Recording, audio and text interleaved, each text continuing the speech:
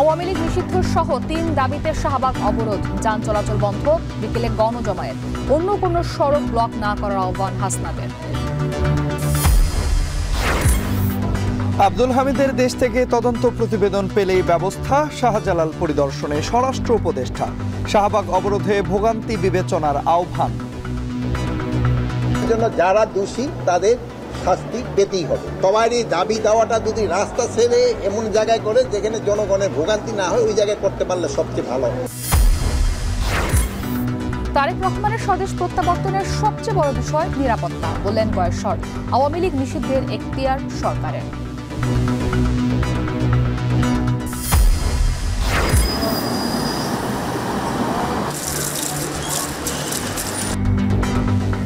প্রচন্ড গরমে গলছে সড়কের বিটুমিন, হাঁসফাঁস জনজীবন। তাপপ্রবাহের কবলে চুয়াডাঙ্গা, রাজশাহী সহ ৩৮ জেলা, সহসায় মিলছে না স্বস্তি।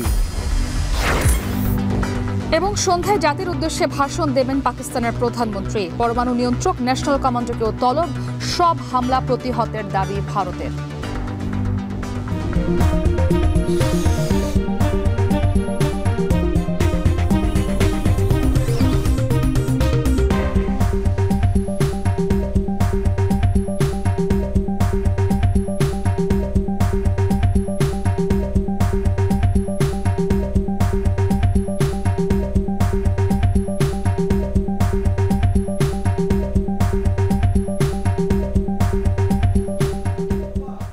স্বাগত। এখন দুপুরে পুরো আয়োজন জুড়ে আপনাদের সাথে আছি আমরা দুজন, আমি ইসরাত মুক্তি এবং আমি তন্ময় কুমার রায়।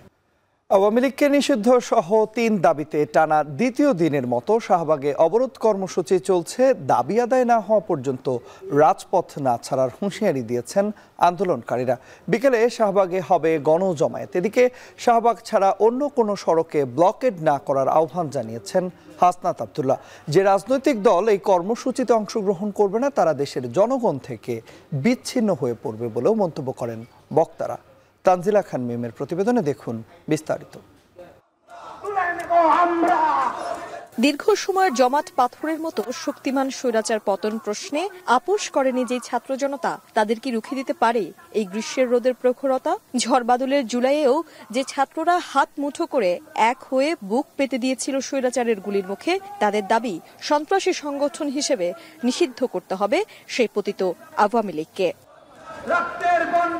পরিবারের জ্যেষ্ঠ সদস্য থেকে কনিষ্ঠ সদস্য কে নেই এখানে। দল মত নির্বিশেষে ছাত্র জনতা একত্রিত হয়ে দুদিন ধরে করছে অবস্থান কর্মসূচি। স্লোগানে স্লোগানে প্রতিবাদী কণ্ঠস্বর জানান দিচ্ছে এই মাটিতেই ফ্যাসিবাদীদের বিচার নিশ্চিত করতে হবে। যতদিন না পর্যন্ত তাদের দাবি মেনে না নেওয়া হবে, ততদিন রাজপথ ছাড়বেন না বলছেন আন্দোলনকারীরা। যতক্ষণ পর্যন্ত আওয়ামী লীগ নিষিদ্ধ করবে না, ততক্ষণ পর্যন্ত আমরা এখানে অবস্থান করব।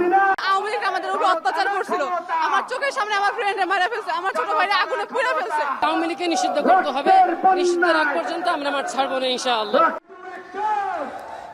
আওয়ামী লীগকে সন্ত্রাসী সংগঠন হিসেবে নিষিদ্ধ ঘোষণা, আন্তর্জাতিক অপরাধ ট্রাইব্যুনাল আইনে আওয়ামী লীগের দলগত বিচারের বিধান যুক্ত করা, জুলাই ঘোষণাপত্র জারি, এই 3 দাবিতে বৃহস্পতিবার প্রধান উপদেষ্টার বাসভবন যমুনার সামনে রাতভর অবস্থান এবং মিন্টো রোডের মোড়ে মঞ্চ তৈরি করে সমাবেশের পর শুক্রবার বিকেল থেকে শাহবাগ মোড় অবস্থান করেন এনসিপি সহ বিভিন্ন রাজনৈতিক দল ও সংগঠনের নেতাকর্মীরা। আন্দোলনকারীরা মনে করেন এই আন্দোলনে যেসব রাজনৈতিক দল উপস্থিত নেই, তারা জনগণের চাওয়ার সাথে একাত্মতা পোষণ না করায় বিচ্ছিন্ন হয়ে যাবেন।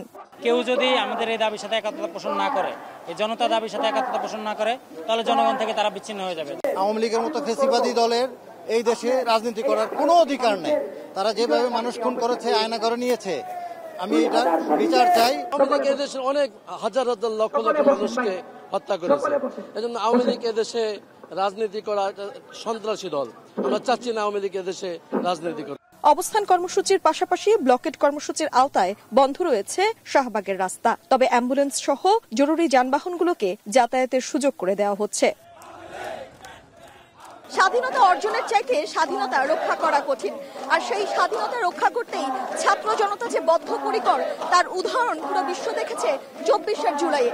24শে জুলাইয়ে ছাত্র জনতার উপর গণহত্যা চালিয়েছে যে রাজনৈতিক দল, বাংলার মাটিতে তাদেরকে সন্ত্রাসী হিসেবে চিহ্নিত করে নিষিদ্ধ রাজনৈতিক দল হিসেবে ঘোষণা করার দাবিতে এই অবস্থান কর্মসূচি এখনো চালাচ্ছে ছাত্র জনতা। তারা বলছেন এই দাবি তাদের পুরনো, কিন্তু অবস্থান কর্মসূচি যেহেতু 3 দিন ধরে চলছে, তাই ঘন্টা আর সপ্তাহ দিন পেরিয়ে কতদিন নাগাদ তাদের রাজপথে থাকতে হবে সেটি এখন দেখার বিষয়। তানজিলা খান মিম, এখন, ঢাকা। প্রতিবেদনে আমরা দেখছিলাম আওয়ামী লীগকে নিষিদ্ধ সহ 3 দাবিতে টানা দ্বিতীয় দিনের মতো অবস্থান কর্মসূচি চলছে শাহবাগে। এই বিষয়ে আমরা আরো বিস্তারিত জানাতে চাই। শাহবাগ থেকে এ বিষয়ে বিস্তারিত জানাতে আমাদের সঙ্গে যুক্ত আছেন সহকর্মী শাহাদাত অভ্র। চলে যাচ্ছি অভ্রর কাছে। অভ্র, শাহবাগের এখনকার সবশেষ পরিস্থিতি জানাবেন। অংশগ্রহণকারী যারা রয়েছেন এই গণজমায়েতে, তাদের সংখ্যা এখন কেমন দেখছেন এবং একই সঙ্গে বিক্ষোভকারী যারা রয়েছেন তারা কি বলছেন?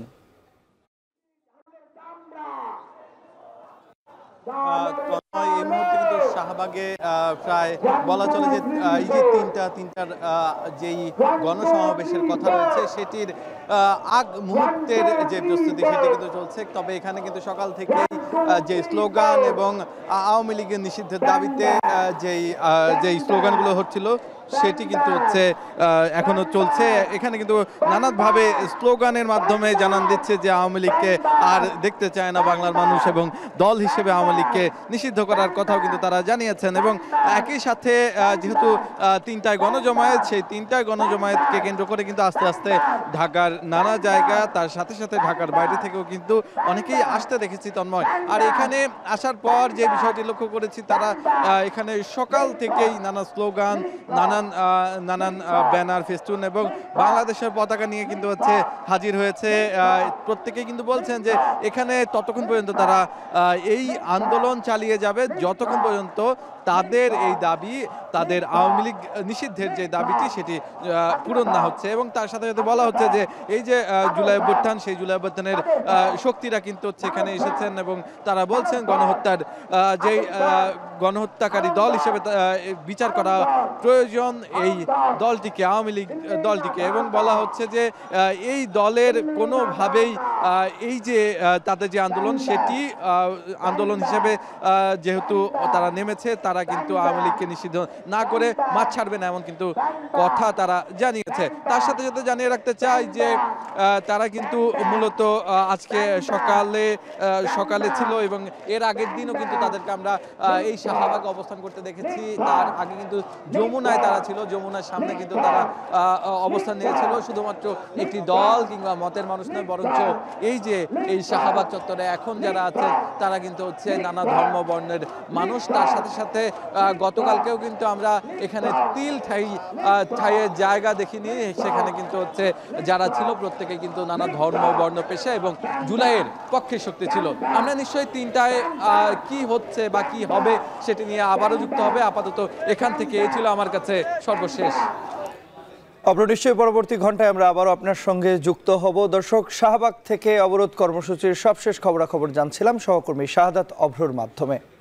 আওয়ামী লীগ নিষিদ্ধের প্রশ্নে আর কোনো আপোষ হবে না বলে জানালেন গণ অধিকার পরিষদের সভাপতি নুরুল হক নূর। বললেন সরকারকে আর কোনো সুযোগ দেয়া হবে না। সকালে রাজধানীর পুরানা পল্টনে বিক্ষোভ মিছিলে তিনি এ কথা বলেন। জাতীয় সংলাপের উদ্যোগকে গণ অধিকার পরিষদ ইতিবাচক হিসেবে দেখছে বলে মন্তব্য করে তিনি বলেন আওয়ামী লীগকে নিষিদ্ধ না করলে আন্দোলন আরও জোরালো হবে। একদিকে সরকার আওয়ামী লীগকে পুনর্বাসন করছে, আবার বিচারের নামে তামাশা করছে অভিযোগ করে গণ অধিকার পরিষদের সাধারণ সম্পাদক রাশেদ খান বলেন আওয়ামী লীগ বাংলাদেশে আর কোনো নির্বাচনে অংশ নিতে পারবে না। সাধারণ মানুষের যে অনুভূতি, সাধারণ মানুষের সেন্টিমেন্ট বোঝার ন্যূনতম চেষ্টা করছে না। যদি সরকার মানুষের সেন্টিমেন্ট বুঝতে পারত, তাহলে ক্ষমতার চেয়ারে বসার সাথে সাথে শপথ নেওয়ার পরপরই তারা আওয়ামী লীগকে গণহত্যার দায়ে নিষিদ্ধ করত।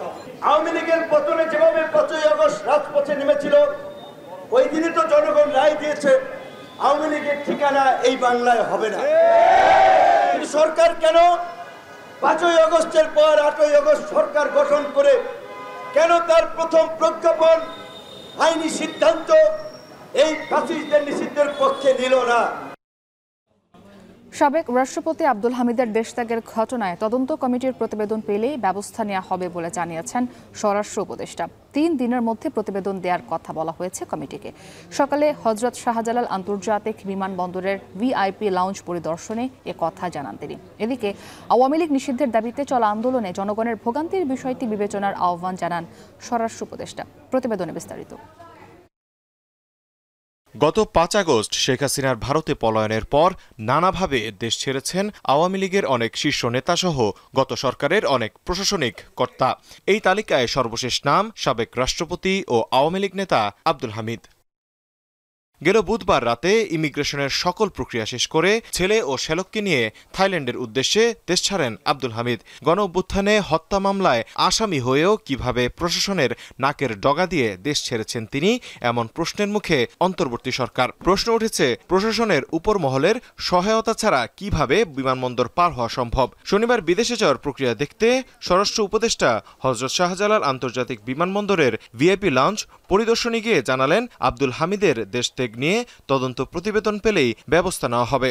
এই পরিস্থিতির জন্য যারা দায়ী, এই জন্য কিন্তু আমি কয়েকজন আপনারা জানেন যে করা হয়েছে, সাসপেন্ড করা হয়েছে, কাউরে অ্যাটাচ করা হয়েছে এবং একটা ইনকোয়ারি কমিটি করা হয়েছে। ইনকোয়ারি কমিটিতে মনে হয় 3 দিন কার্য দিবসের ভিতরে তাদের রিপোর্টটা সাবমিট করতে বলা হয়েছে এবং ওই রিপোর্ট সাবমিট করার পরেই যারা এটার জন্য দোষী তাদের এগেনস্টে আইনানুগ ব্যবস্থা নেওয়া হবে। এদিকে 9 মাসেও আওয়ামী নেতাদের পালিয়ে যাওয়া বন্ধ না করতে পারায় ক্ষোভে আবারও মাঠে গণঅভ্যুত্থানে অংশগ্রহণকারীরা। আওয়ামী লীগের বিচার ও নিষিদ্ধ না হওয়া পর্যন্ত মাঠে থাকার ঘোষণা তাদের। তবে আন্দোলনকারীদের দাবি যৌক্তিক উল্লেখ করে আন্দোলনকারীদের জনগণের ভোগান্তির বিষয়টি বিবেচনার আহ্বান জানান স্বরাষ্ট্র উপদেষ্টা। তাদের দাবি দেওয়াগুলি আমি অযৌক্তিক কারো বলবো না। তাকে যদি যৌক্তিক দাবি থাকে প্রপার জায়গায় করলে সবচেয়ে ভালো। এখন দেখছেন যে তারা কিন্তু প্রথমে এক জায়গায় পরে যখন বলার পরে তারা কিন্তু শিফট করে গেছে অন্য জায়গায়। স্বরাষ্ট্র উপদেষ্টা দাবি করেন, শেখ হাসিনাকে দেশে ফেরাতে কাজ করছে ইন্টারপোল।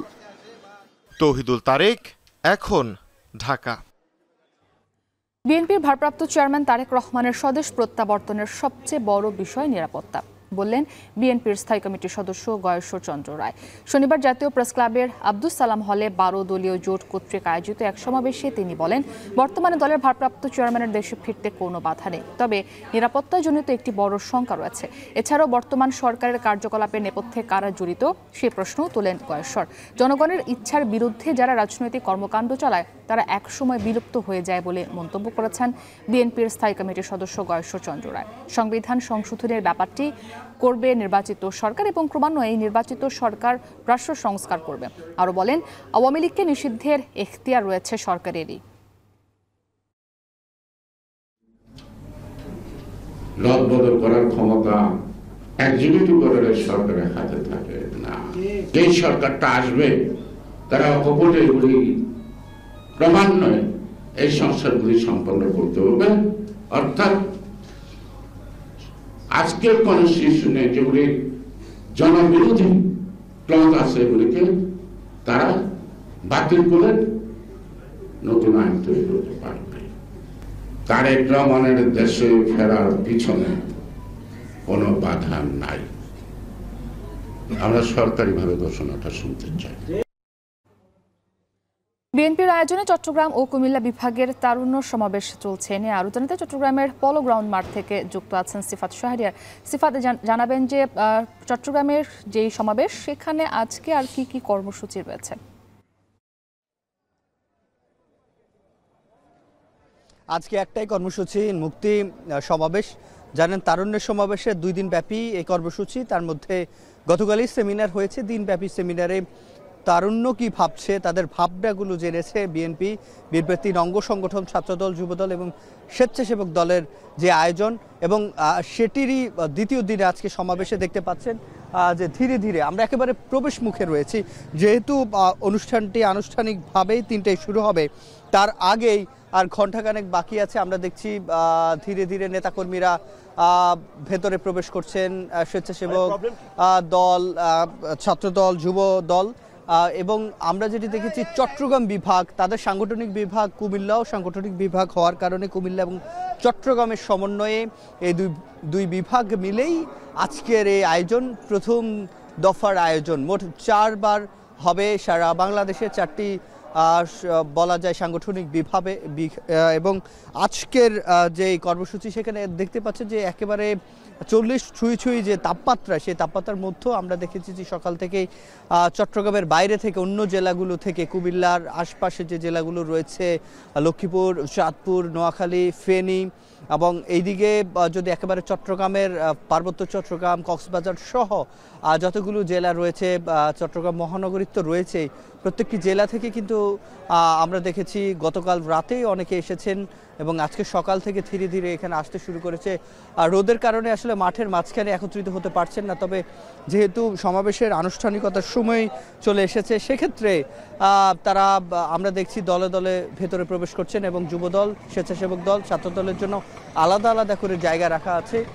এবং আজকে দলের মহাসচিবের যে ফখরুল ইসলাম আলমগীর কথা বলবেন, জানেন একেবারে নিকট অতীতের যে গণতান্ত্রিক আন্দোলনগুলো হয়েছে কিংবা 24-এর গণ অভ্যুত্থান, তারও আগে কিংবা স্বাধীনতার সময় থেকে ভাষা আন্দোলন পর্যন্ত যদি আমি বলতে চাই, একেবারে সব সময় কিন্তু তারুণ্য সামনে ছিল, কিংবা চলমান যে ইস্যুগুলো রয়েছে গণতান্ত্রিক ধারা দেশে ফিরিয়ে আনার জন্য, সেই চলমান যেই গণতান্ত্রিক আন্দোলনগুলো, সেখানেও কিন্তু তারুণ্যের যে একটি জয়গান কিংবা তারুণ্য সামনে থেকে দিন রাত একসাথে করে যারা ফ্যাসিবাদ কায়েম করেছিল তাদের বিরুদ্ধে সোচ্চার ছিল, আছে, এবং সেই সাথে সামনে যাতে ফ্যাসিবাদ না হয় সেজন্য তারুণ্য যাতে রাজনীতি সচেতন হয়, আজকে তার জন্যই আয়োজন।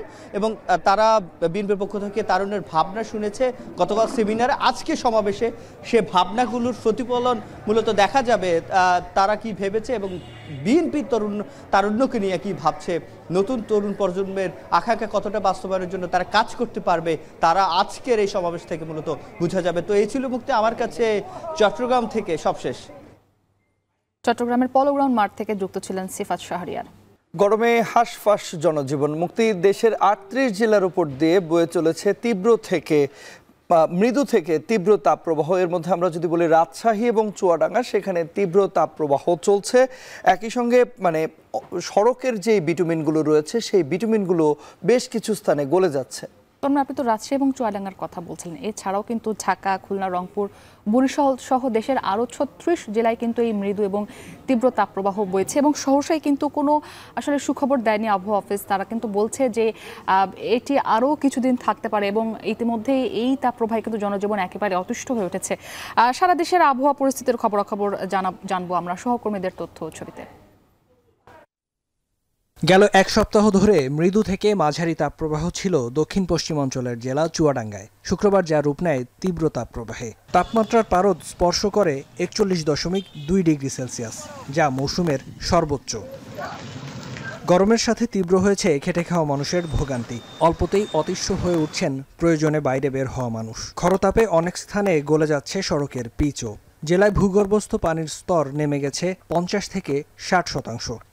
মানুষজনের খুব অসুবিধা হচ্ছে, মানুষজন তো বাসার দিয়ে বেড়াচ্ছে না, গরম যাত্রী হচ্ছে আমার সমান হচ্ছে না, আমরা যে কর্ম করবো সে কর্মটা আমরা করতে পারছি না ভাই। তো এখন আশার আলো হচ্ছে যদি আল্লাহ পাক তাআলা বৃষ্টিটা দেয় আবার মানুষ সুস্থে বসবাস করে। গেল 2 দিন মাঝারি তাপপ্রবাহের পর রাজশাহীতেও তীব্র হয়েছে দাবদাহ। এতে মানুষের কষ্ট বাড়লেও অতিরিক্ত তাপমাত্রা যেন আশীর্বাদ হয়ে এসেছে ফল ফসলে। সহজেই পাকা ধান শুকিয়ে ঘরে তুলতে পারছেন কৃষকরা, আর আমে ধরেছে রোদের হলদে রং। কেবল প্রখর তাপদাহের মধ্যে আছে, তার মধ্যে ধানটা কিছুটা প্লাস আছে, কিন্তু মাঠেতে কৃষকরা দাঁড়াতে পারছে না সেভাবে, এতই গরম। রোদের জন্য ভালো গাড়ি ঘোড়া সবই নিচে নামতে পারছে, জমি থেকে গাড়ি করে ধান উঠানো পাচ্ছি। খুলনা অঞ্চলের বেশিরভাগ এলাকাতেই বইছে মৃদু ও মাঝারি তাপপ্রবাহ। তাপমাত্রার পারদ 39 ডিগ্রি ছুঁলেও গরমের অনুভূতি আরও বেশি। একটু স্বস্তি পেতে ভিড় বেড়েছে ডাব ও শরবতের দোকানে।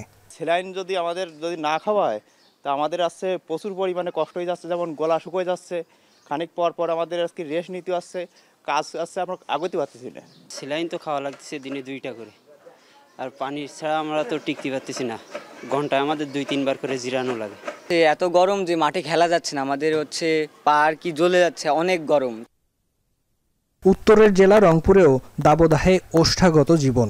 অতিরিক্ত গরমে কমেছে শ্রমিকের কর্মঘণ্টা, সাথে কমেছে আয়ও। হিটস্ট্রোক সহ গরমে অসুস্থতা এড়াতে স্বাস্থ্যকর খাবার খাওয়ার পরামর্শ দিচ্ছেন চিকিৎসকরা। মৃদু থেকে তীব্র তাপপ্রবাহ বইছে ঢাকা, টাঙ্গাইল, কিশোরগঞ্জ, ময়মনসিংহ, বরিশাল সহ দেশের অন্তত 38 জেলায়। এতে বিভিন্ন স্থানে দেখা দিয়েছে শ্রমিক সংকট। কোনোভাবেই সহ্য করার মতো না। কাজ রেখে এখানে একটু বাতাসে আসা বসে আছি। গরমের জন্য মানুষের শরবতের চাহিদা বেশি। সকাল থেকে রাত 10টা-12টা পর্যন্ত এখানে শরবত বেচাকেনা হয়।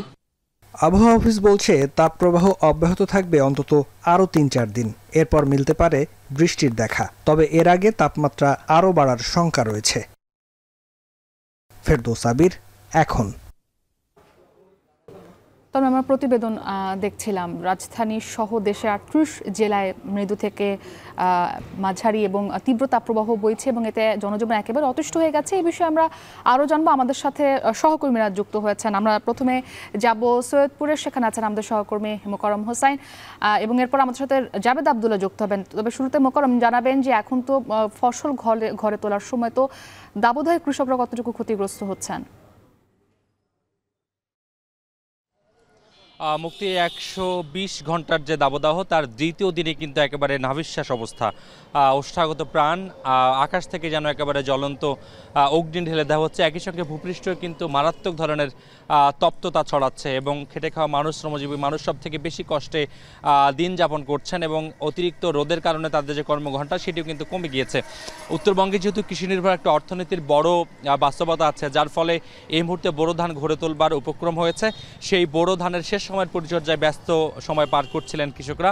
তবে শেষ সময়ের প্রচণ্ড দাবদাহ ধানের পরিপুষ্ট হওয়ার যে সম্ভাবনা সেটাকে শেষ করে দিতে পারে, এমন আশঙ্কায় কিন্তু কৃষকরা ক্ষতির সম্মুখীন হবার যে আশঙ্কা সেটি করছেন এবং একই সময়ে তারা আসলে তাদের জায়গা থেকে যতটুকু যত্ন করা যায় সেটি তারা বাড়িয়ে দিচ্ছে। একই সঙ্গে অন্যান্য শ্রমজীবী যারা রয়েছেন, যারা প্রত্যেক দিনের কর্মের যে মুনাফা, সেই মুনাফা দিয়ে যারা পরিজনকে বাঁচিয়ে রাখেন, তারা কিন্তু সব থেকে বেশি কষ্টে দিন যাপন করছে এবং অতিরিক্ত গরমের কারণে তাদের শ্রমঘণ্টা কমে গিয়েছে। অতিরিক্ত গরমে অসুস্থতা হওয়ার আশঙ্কায় তারা কিন্তু খানিকক্ষণ বাদে তাদের বিশ্রাম নিতে হচ্ছে, যার ফলে কাঙ্ক্ষিত যে উৎপাদন সেটিও তারা অর্জন করতে পারছেন না। এবং একই সঙ্গে অতিরিক্ত গরম নিবারণের জন্য রাস্তার ধারের যে ফুটপাত, সেই ফুটপাতে তাদের ভরসা করতে হচ্ছে। সেই ফুটপাতের যে খাবার, শরবত, সেটিকে তারা ভোক্তা হিসেবে তারা সেটি ভক্ষণ করছেন এবং আরও অসুস্থ হওয়ার যে আশঙ্কা সেটি বহুগুণে বাড়াচ্ছেন এবং নিম্নমানের বরফ দিয়ে শরবতগুলো বানানোর কারণে তারা কিন্তু ডায়রিয়া সহ নানা ধরনের জটিল রোগে আক্রান্ত হওয়ার ঝুঁকিতে পড়ছেন। হাসপাতালগুলোতে আমরা খোঁজ নিয়েছি, আমরা জানতে পেরেছি সকাল থেকে 700 থেকে 1000 মানুষ বহির্বিভাগে চিকিৎসা সেবা নিয়েছেন। সৈয়দপুর যে 100 শয্যার হাসপাতাল রয়েছে, সেখানে শয্যা সংখ্যার চেয়ে প্রায় দ্বিগুণ রোগী ভর্তি ছিলেন এবং নারী ও শিশুর রোগীর সংখ্যা বেশি বলে চিকিৎসক আমাদেরকে জানিয়েছেন। একই সঙ্গে হিট স্ট্রোকের ঝুঁকি এড়াতে চিকিৎসকরা খানিকক্ষণ পরপরই পানি পান করবার যে পরামর্শ সেটি দিচ্ছেন এবং তারা বিশেষ কোনো প্রয়োজন ছাড়া বাইরে বের না হবার পরামর্শ দিচ্ছেন। এই ছিল উত্তরবঙ্গ থেকে দাবদাহের খবর। তবে আবহাওয়া অফিস জানিয়েছে যে আগামীকাল তৃতীয় দিন হালকা থেকে মাঝারি ধরনের বৃষ্টি এবং বজ্রপাত হতে পারে এবং আজকের যে দাবদাহ, সেখানে সর্বোচ্চ সতর্কতা অবলম্বন করবার জন্য মানুষকে পরামর্শ দিয়েছে আবহাওয়া অফিস এবং চিকিৎসকরা। এই ছিল রংপুরের দাবদাহের সব থেকে আজকের খবর। মুক্তি, আমরা সৈয়দপুরের খবর জানছিলাম। এ পর্যায়ে দর্শক আপনাদেরকে রাজধানীর খবর জানাতে চাই। রাজধানীতে গরমে হাঁসফাঁস জনজীবন, নাজেহাল অবস্থা শ্রমজীবী মানুষের। তাপপ্রবাহের সবশেষ খবরাখবর জানাতে আমাদের সঙ্গে যুক্ত আছেন সহকর্মী জাবেদ আবদুল্লাহ। চলে যাচ্ছি তার কাছে। জাবেদ, আবহাওয়ার পূর্বাভাস কি বলছে এবং রাজধানীতে আজকের তাপমাত্রা কত রয়েছে, বিস্তারিত জানাবেন আমাদের। তন্ময়, গেল 3 দিন ধরেই ঢাকা সহ দেশের নানা জেলায় তীব্র তাপপ্রবাহ বয়ে যাচ্ছে। গত 24 ঘন্টায় আপনি যে প্রশ্নটি করলেন তার উত্তরে ভাবে দিতে হয় যে ঢাকায় তাপমাত্রা রেকর্ড করা হয়েছে 39.2 ডিগ্রি সেলসিয়াস এবং একই সঙ্গে চুয়াডাঙ্গায় এদিন তাপমাত্রা ছিল 41.2 ডিগ্রি সেলসিয়াস। আর খুলনা বিভাগের পাশাপাশি রাজশাহী বিভাগে তাপমাত্রা ছিল 40 ডিগ্রি সেলসিয়াস। এই যে তাপমাত্রা রেকর্ড করা হয়েছে, এতে করে আবহাওয়া অফিস যে বিষয়টি বলছে, মোটা দাগে লাগে যে এটি আসলে তীব্র তাপপ্রবাহ একটি জেলা বাদে অর্থাৎ সিলেট জেলা বাদে বাকি 63 জেলার উপর দিয়ে কিন্তু এই যে তাপপ্রবাহ সেটি বয়ে যাচ্ছে এবং এটি আরও 2 থেকে 3 দিন স্থায়ী হবে বলে কিন্তু আমাদেরকে জানিয়েছে। আমরা আবহাওয়াবিদ শাহিনুল ইসলামের সঙ্গে কথা বলেছিলাম, তিনি এই বিষয়টা বলছেন যে মূলত জলীয় বাষ্প, কার্বন ডাই অক্সাইড, গাছপালা আসলে কেটে ফেলা, একই সঙ্গে কার্বন ডাই অক্সাইডের পাশাপাশি জলবায়ু পরিবর্তন এবং আশেপাশে ডুবা নালা, খাল, জলাধার এগুলো ভরাট হওয়ার ফলেই কিন্তু এই যে রোদের তীব্রতা এবং তার সঙ্গে যে জলীয় বাষ্পের যে পরিমাণ সেটি আসলে বৃদ্ধি পাবার ফলে কিন্তু এই যে রোদের তীব্রতার কারণে গরম অনুভূত হচ্ছে বেশি। এর পাশাপাশি আমরা দেখেছি যে এই গরমের কারণে কিন্তু আসলে বাকি যারা শ্রমজীবী মানুষ তারা সবচেয়ে বেশি অস্বস্তিতে পড়েছে, নাজেহাল অবস্থা তাদের, এভাবে তো একটু বলাই যায়। একদম প্রয়োজন ছাড়া বাসার বাইরে কেউ বের হচ্ছে না। আবহাওয়া অফিসের বরাতে আমরা আর যে তথ্যটি পেয়েছি সেটা হচ্ছে আগামী 12 থেকে 13 তারিখ বৃষ্টিপাত হতে পারে। কোনো কোনো জেলায় বৃষ্টিপাত হলে এই তাপমাত্রা ধীরে ধীরে কমে আসবে। কিন্তু এখন যেহেতু বৈশাখ জ্যৈষ্ঠ মাস, এটি গ্রীষ্মকালে রোদের তাপমাত্রা প্রখরতা থাকে, এটি পারদ আসলে গলতে থাকে, সেই কারণে মূলত দিনে এবং রাতের তাপমাত্রা অপরিবর্তিত থাকবে এবং এই যে তাপমাত্রা সেটি প্রায় 63 জেলার উপর দিয়ে কিন্তু এখন তো বয়ে যাচ্ছে। হয়তো আমাদেরকে আবহাওয়াবিদরা জানিয়েছে যে আগামী 3 ঘন্টার মধ্যে সিলেট যে জেলা বাকি রয়েছে সেটিও এই তাপপ্রবাহের জেলার মধ্যে হয়তো চলে আসতে পারে। তো এভাবে একটু বলা যায় যে তাপপ্রবাহের কারণে নগর কেন্দ্রিক বা শহরের যে জনজীবন তাতে কিছুটা অস্বস্তি বিরাজ করছে। এই ছিল আমার কাছে আবহাওয়া অফিস থেকে তন্ময় সবশেষ তথ্য। আবহাওয়ার খবরাখবর আমাদেরকে জানাতে আবহাওয়া অফিস থেকে যুক্ত হয়েছিলেন সহকর্মী জাবেদ আব্দুল্লাহ এবং এর আগে সৈয়দপুর থেকে আমাদের সঙ্গে যুক্ত হয়েছিলেন সহকর্মী মোকাররম হোসাইন। মুক্তি, হাওর অঞ্চলে ধান ঘরে তুলছে কৃষকরা এবং একক ফসলের জমি হিসেবে বোরোতে 20 থেকে 25 থেকে 30 ভাগ আসে কিন্তু হাওর থেকে, এবং ন্যায্য মূল্য কি কৃষকরা পাচ্ছেন এটিকে আমরা কখনো ভেবে দেখেছি কিনা? কারণ হাওরের যে ধান কৃষক ঘরে তুলছেন এতে করে বাজারের যে চালের দাম সেই দামের সঙ্গে কৃষকের পকেটে আসলে কতটুকু টাকা যাচ্ছে সেটি বিবেচনা করা দরকার। কারণ ভরা মৌসুমেও সিন্ডিকেটের কারসাজিতে ফরিয়াদের নির্ধারিত দামে ধান বিক্রি করতে বলা চলে যে অনেকটা বাধ্য হন কৃষকরা, এবং সরকারি গুদামে যে ধান দেওয়ার সুযোগ সেটি অনেক সময় মিলে না কৃষকের। এ বিষয়ে কৃষি গবেষকরা বলছেন যে কৃষককে বাঁচাতে হাওরের যে বিপণন প্রক্রিয়া সেখানে মধ্যস্বত্বভোগীদের সংখ্যাটা আসলে কমাতে হবে। নেত্রকোনা হাওর অঞ্চল ঘুরে এসে এ বিষয়ে বিস্তারিত জানিয়েছেন সহকর্মী হারুনুর রশিদ, ছবি তুলেছেন সায়েম আকুন্দ। ধান কাটার মৌসুম যেন হাওরাঞ্চলের কৃষকের কাছে উৎসব। এ সময় রাজ্যের ব্যস্ততায় দিন কাটে কৃষকের। প্রখর রোদ, গরমের তীব্রতা উপেক্ষা করে চলে ফসল ঘরে তোলার চেষ্টা। নেত্রকোনার গোবিন্দশ্রী হাওরের কৃষক সেলিম মিয়া চলতি বুড়ো মৌসুমে প্রায় 150 মণ ধান পেয়েছেন। এর মধ্যে খোরাকির 30 মণ রেখে বাকিটা বিক্রি করেছেন। সেলিম মিয়ার মতো হাওরের প্রায় সব কৃষকেরই একই দশা। দেনা পরিশোধের চাপ, পাশাপাশি সংরক্ষণের সুবিধা না থাকায় ধান বিক্রি করেন অনেকটা বাধ্য হয়েই। আর এই সুযোগে ধানের দাম কমিয়ে দেয় মধ্যস্বত্বভোগী ফড়িয়ারা। মৌসুমের শুরুতে প্রতিমণ ধানের দাম 1200 টাকা থাকলেও মাঝামাঝি সময়ে এসে ঠেকে 800 থেকে 850 টাকা। খরচকাজি করছি, মানুষের তো টাইমের পিনে আনছি, এই দামের যেমন লাগবো, নিজেরাও চলন লাগবো, খাওয়ান লাগবো। হাইব্রিড মোটা ধান এই আবার কারাকাছি মেশিনে কারাকাছি ব্যস্ত আছি, এখন ধানটা একটু দরটা কমিয়ে থাকা। ধান মারাই ও শুকানোর জায়গার অভাব, অনুন্নত যোগাযোগ ব্যবস্থায় দুর্ভোগ হাওরের কৃষকের নিত্যসঙ্গী। ধান কেটে খলায় আনতে গুনতে হয় বাড়তি খরচ। সরকার ধান চাল সংগ্রহের জন্য দাম নির্ধারণ করে দিলেও তা জুটে না হাওরের কৃষকের ভাগ্যে।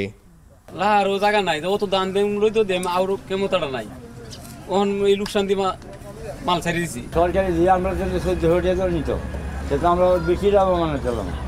ওন দেখা নিয়ে 800 900।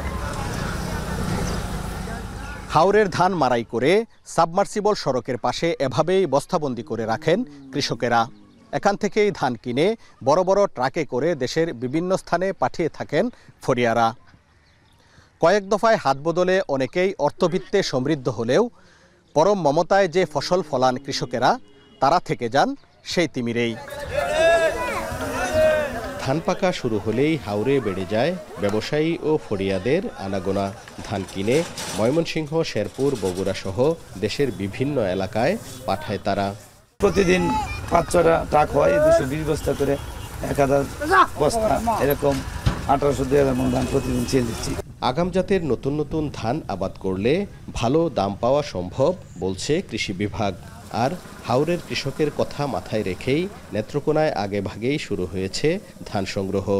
আধুনিক যে জাতগুলি আছে সেই জাতগুলি চাষ করার জন্য কৃষকদেরকে পরামর্শ দিই এবং এবছর বিধান 88, বিধান 89 এবং বিধান 102 এই জাতগুলো কিন্তু হাওরে চাষ হয়েছে এবং এখান থেকে এখন কৃষকরা বিধান 88 কিন্তু খুব ভালো ফলন পাচ্ছে। অনুন্নত যোগাযোগ ব্যবস্থা বা এর কারণে তারা সঠিক দামটা অনেক সময় পান না, সেই কারণে সরকার কৃষকের পাশে দাঁড়িয়েছে। কৃষকরা যাতে সরকারি গুদামে ধান বিক্রি করে ন্যায্য মূল্য পেতে পারেন সেই জন্য সার্বিক প্রস্তুতি আমরা গ্রহণ করেছি। কৃষি গবেষকরা বলছেন, কৃষক বাঁচাতে হাওরের বিপণন ব্যবস্থায় মধ্যস্বত্বভোগীর সংখ্যা কমানো এবং হাওরকে কেন্দ্র করেই নিতে হবে সমন্বিত কৃষি পরিকল্পনা। সরকারের যে সমস্ত কৃষি সংক্রান্ত যে সমস্ত আপনার গ্রুপ আছে, যেমন বিএডিসি, বিরি, বাড়ি, ডিএই, এই সমস্ত আপনার অর্গানগুলিকে ওইখানে আপনার কাজে লাগাতে হবে। আর মধ্যস্বত্ব যারা আছে তাদেরকে যত দ্রুত কমানো যায়। চলতি বছর নেত্রকোনার মদন, মোহনগঞ্জ ও খালিয়াজুড়ি উপজেলার ছোট বড় মিলিয়ে 135টি হাওরে 41,075 হেক্টর জমিতে বোরো ধানের আবাদ হয়, যেখান থেকে প্রায় 2,86,000 মেট্রিক টন ধান উৎপাদনের আশা কৃষি বিভাগের। হারুনুর রশিদ, এখন নেত্রকোনা। অপরিকল্পিত নগরায়ন এবং শিল্পায়নের কারণে দেশের 0.19% কৃষি জমি নষ্ট হয়। ফলে টেকসই উন্নয়নের জন্য সমন্বিত স্থানিক পরিকল্পনা দরকার। বাংলাদেশ ইনস্টিটিউট অফ প্ল্যানার্স আয়োজিত 4th আন্তর্জাতিক সম্মেলনে একথা বলেন গৃহায়ন ও গণপূর্ত এবং শিল্প মন্ত্রণালয়ের উপদেষ্টা আদিলুর রহমান খান।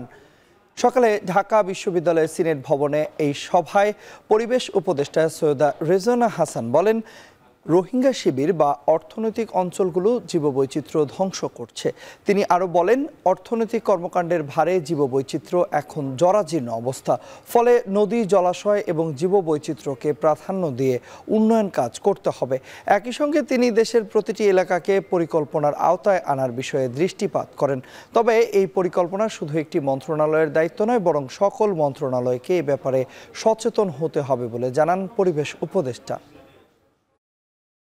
অপরিকল্পিত নগরায়ন ও শিল্পায়নের ফলে প্রতি বছর প্রায় 0.19% কৃষি জমি নষ্ট হচ্ছে।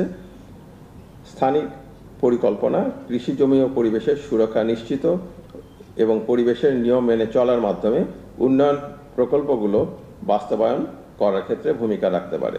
আমরা যে এখানে রোহিঙ্গা শিবির করে ফেলছি, ওইখানে ইকোনমিক জোন করে ফেলছি, শুধুমাত্র একটা সংস্থা, একটা মন্ত্রণালয় পরিকল্পনা করে এই চেঞ্জটা আনতে পারবে না। এটা আমাদের মনোজগতে, আইনি কাঠামোতে, প্রশাসনিক জায়গাতে আনতে হবে। প্রখ্যাত লোকসঙ্গীত শিল্পী মোস্তফা জামান আব্বাসী আর নেই। ভোর 6টার দিকে রাজধানীর বনানীর একটি হাসপাতালে তিনি শেষ নিঃশ্বাস ত্যাগ করেন।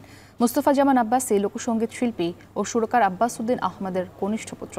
সঙ্গীতে অবদানের জন্য তিনি 1995 সালে বাংলাদেশ সরকারের সর্বোচ্চ বেসামরিক পুরস্কার 21 পদকে ভূষিত হন। নজরুল ইসলামকে নিয়ে তার কাজের জন্য তিনি 2013 সালে নজরুল মেলায় আজীবন সম্মাননা লাভ করেন। আব্বাসী মোট 50টি বই প্রকাশ করেন। তিনি ভাওয়াইয়া গানের ওপর 2টি বই প্রকাশ করেন, যার মধ্যে 1200 গানের উল্লেখ রয়েছে। মোস্তফা জামান আব্বাসী 1936 সালের 8 ডিসেম্বর পশ্চিমবঙ্গের কুচবিহার জেলায় জন্মগ্রহণ করেন। ভারত পাকিস্তানের ক্রমবর্ধমান উত্তেজনা গভীর উদ্বেগে বাংলাদেশ পর্যবেক্ষণ করছে। সকালে ফেসবুক পোস্টে এমন মন্তব্য করেন বিএনপি মহাসচিব মির্জা ফখরুল ইসলাম আলমগীর। আঞ্চলিক স্থিতিশীলতা ও শান্তির জন্য দুপক্ষকে সহনশীল ও সংলাপের আহ্বান জানিয়েছেন তিনি। মির্জা ফখরুল ইসলাম আলমগীর দক্ষিণ এশিয়ার মানুষের উন্নতি ও ভবিষ্যতের জন্য শান্তি কামনা করেন।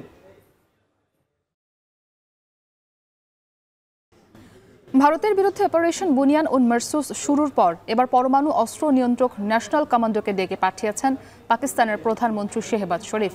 সন্ধ্যায় জাতির উদ্দেশ্যেও ভাষণ দেবেন তিনি। এদিকে শনিবার মধ্যরাতে এই অভিযানে ভারতের ক্ষেপণাস্ত্র সংরক্ষণাগার সহ 4টি গুরুত্বপূর্ণ বিমান ঘাঁটি ধ্বংসের দাবি করেছে ইসলামাবাদ। হামলা চালানো হয়েছে ভারতীয় সেনাদের অন্তত 26টি স্থাপনায়। যদিও পাকিস্তানের হামলায় ক্ষয়ক্ষতির বিষয়টি সম্পূর্ণ অস্বীকার করেছে ভারত। আরও জানাচ্ছেন সতীর্থ কর্মকার। আকাশসীমা অচল করে দেওয়ার চেষ্টা রুখে দিতে এবার ভারতের বিরুদ্ধে চড়াও পাকিস্তান। ভারতের অপারেশন সিন্দুরের পর পাকিস্তানও শুরু করল অপারেশন বুনিয়ান উন মারসুস। দেশটির স্থানীয় গণমাধ্যমের দাবি, এই অভিযানে পাকিস্তানের ক্ষেপণাস্ত্রের আঘাতে ধ্বংস হয়ে গেছে ভারতের উধামপুর ও পাঠানকোট বিমান ঘাঁটি। পাকিস্তানের প্রতিরক্ষা সূত্র বলছে, হামলা হয়েছে শীর্ষা এয়ারফিল্ড ও রাজৌরির মিলিটারি ইন্টেলিজেন্স কেন্দ্রে। ধ্বংস করা হয়েছে আদমপুরের S-400 আকাশ প্রতিরক্ষা ব্যবস্থাও। এমন পরিস্থিতিতে নতুন করে আরও 8টি সহ মোট 32টি বিমানবন্দরে বেসামরিক বিমান চলাচল 15 মে পর্যন্ত স্থগিত করেছে ভারত সরকার।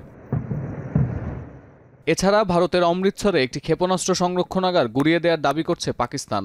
এই স্থাপনাটিতে দূরপাল্লার সুপারসনিক ক্ষেপণাস্ত্র ব্রাহ্মোস মজুত করে রাখা হতো বলে জানা গেছে। এছাড়া শনিবারের হামলায় দেহরাঙ্গিয়ারিতে অবস্থিত ভারতীয় আর্টিলারি ইউনিট ধসে গেছে বলে উল্লেখ করেছে সংবাদ মাধ্যম ডন।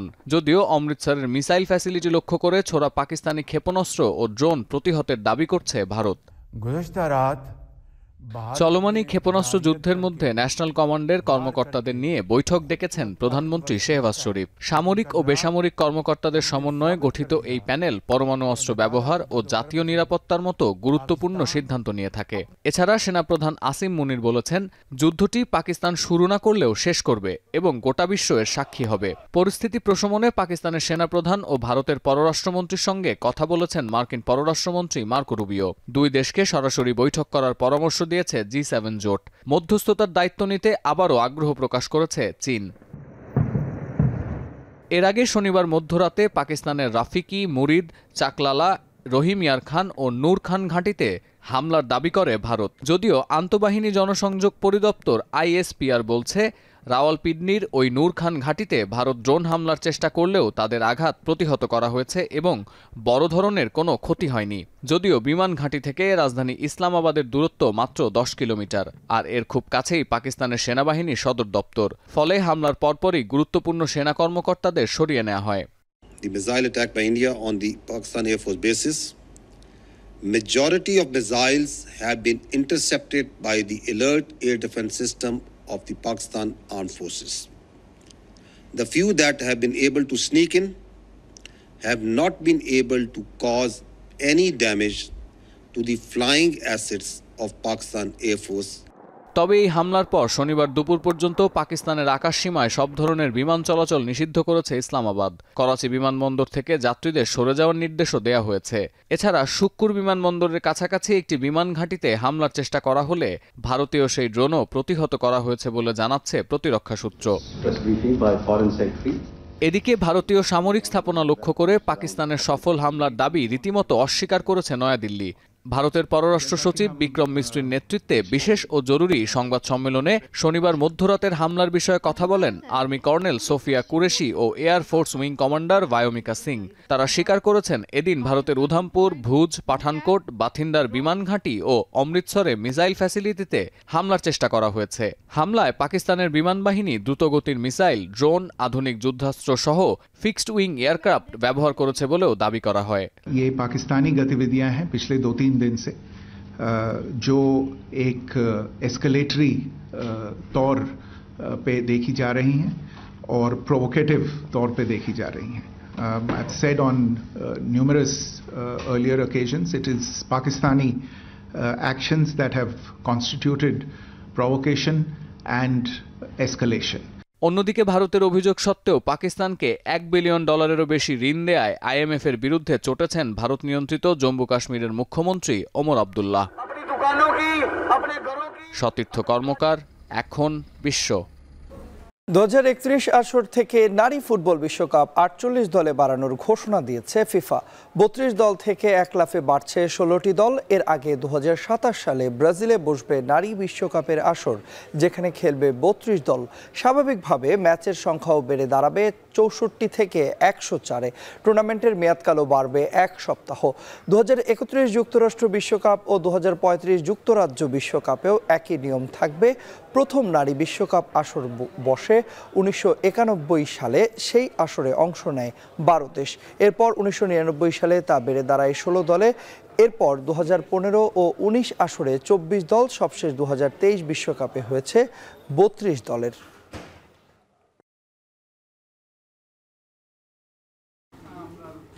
এরই মধ্য দিয়ে চলে এলাম এখন দুপুরের আয়োজনের একেবারে শেষ প্রান্তে।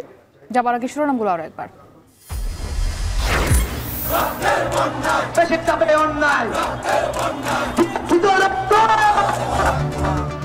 আওয়ামী লীগ নিষিদ্ধের দাবিতে শাহবাগ অবরোধ, বিকেলে গণজমায়েত, কর্মসূচি চলবে ফ্যাসিবাদ বিরোধী জাতীয় ঐক্যের ব্যানারে।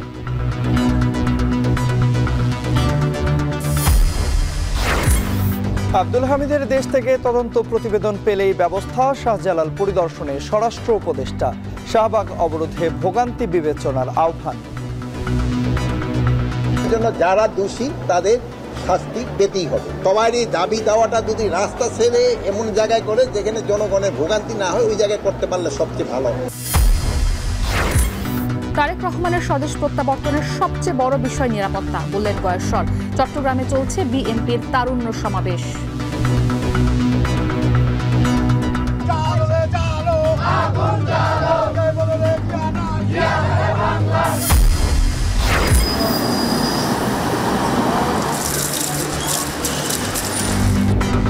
প্রচন্ড গরমে গলছে সড়কের বিটুমিন, হাঁসফাঁস জনজীবন। তাপপ্রবাহের কবলে চুয়াডাঙ্গা, রাজশাহী সহ 38 জেলা।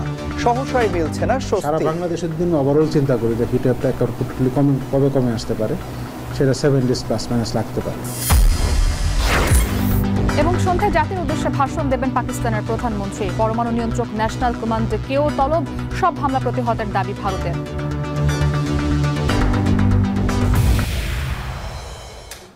এই ছিল এখন দুপুরে। এখন টেলিভিশন ওয়েবসাইটে দেখতে ভিজিট করুন এখন.tv। ফেসবুকে দেখুন facebook.com/tv.এখন আর ইউটিউবে দেখুন youtube.com/c/echontv।